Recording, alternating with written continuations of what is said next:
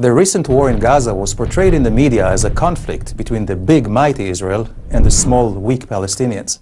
But is this the full picture?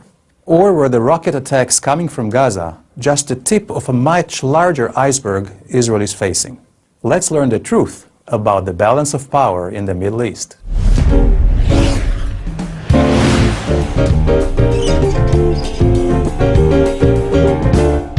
So, is the Israeli-Palestinian conflict an isolated struggle of the Palestinians in the West Bank and Gaza for independence? It's a far bigger conflict than that. The Palestinian armed struggle must be seen in context as a broader Middle Eastern effort to destroy Israel. Here is a quick historical reminder.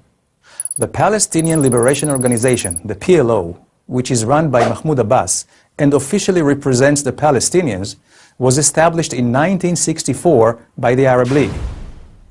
This was back in the days when Gaza and the West Bank were occupied by Egypt and Jordan. The PLO was not established to fight Jordan or Egypt's occupation, but rather, just as its charter stated, to annihilate the Jewish people living in Tel Aviv and Haifa and take over all of Israel. Also, Hamas, which controls Gaza, must be seen in context.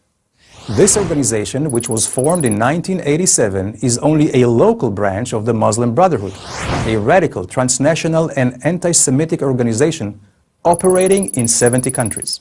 One cannot ignore the fact that 3 times over the last 70 years, Arab armies united in an attempt to destroy Israel. And let's not forget, Qatar, Iran, Saudi Arabia and other Muslim countries still actively support terror against Israel and call for its destruction.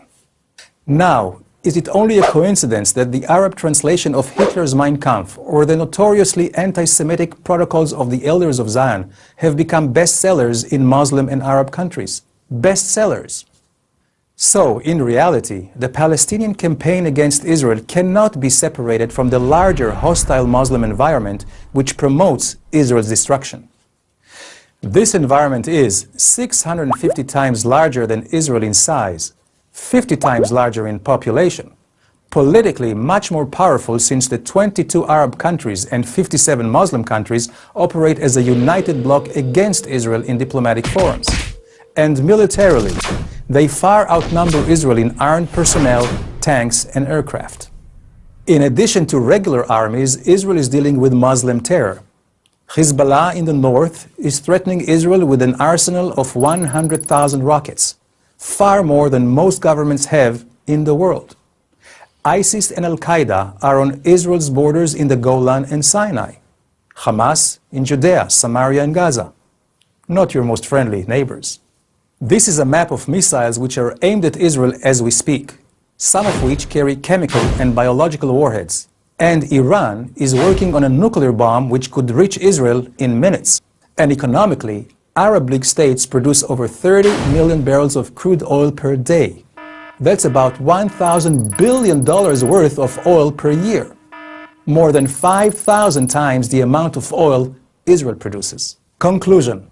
Just as the Arab League established the PLO to fight Israel in 1964, the network of ties and alliances in the Arab world today still remains an active and powerful force in the Israeli-Palestinian conflict. And the same goes for the war and ongoing conflict in Gaza. Hamas, which vows for Israel's destruction, is backed by the Muslim Brotherhood, receives weapons and training from Iran, and money from Qatar, which, by the way, makes Hamas the second richest terror organization in the world after ISIS. The fact is that Israel is a small country fighting for its survival in a large and hostile Middle East. So, is this why you should support Israel? No. Israel should not be supported because it is the underdog, rather because despite the tremendous threat and challenges it faces, Israel bravely continues promoting freedom, human rights and democracy, which no other country in the region comes even close to. Now, doesn't that put things into perspective?